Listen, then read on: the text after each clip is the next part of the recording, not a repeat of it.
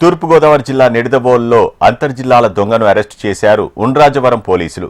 19,34,000 విలువైన 223 గ్రాముల బంగారం, ₹1,00,000 విలువైన 250 గ్రాముల వెండి దొంగ నుంచి స్వాధీనం చేసుకున్నారు పోలీసులు.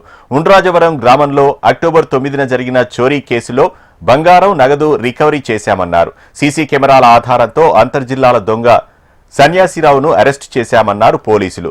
అల్లూరు జిల్లా అడ్డతీగల మండలం వీరభద్రపురానికి చెందిన సన్యాసిరావు అనే వ్యక్తి పలు జిల్లాల్లో దొంగతనాలు చేస్తున్నట్లు దర్యాప్తులో గుర్తించామన్నారు పోలీసులు. తమదైన శైలిలో విచారణ చేయడంతో నేరాన్ని ఒప్పుకున్నాడని విచారించిన పోలీసులు తెలిపారు. 12వ నెల డిసెంబర్ నెలలో ఉండ్రాజవరం మండలం భోగవల్లివారి వీధిలో ఈ కట్టూరు వెంకటరత్నం గారి ఇంట్లో వాళ్ళు ఊర్లో లేరండి, బెంగళూరు వెళ్ళారు. ఇంటికి తాళాలు వేసి బెంగళూరు వెళ్ళారు. ఆ టైంలో వాళ్ళ ఇంట్లో దొంగతనం జరిగింది. ఇంటి తాళాలు బద్దలు కొట్టి ఇంట్లో ప్రవేశించి ఇంట్లో ఉన్న బంగారు ఆభరణాలు, వెండి ప్లేటు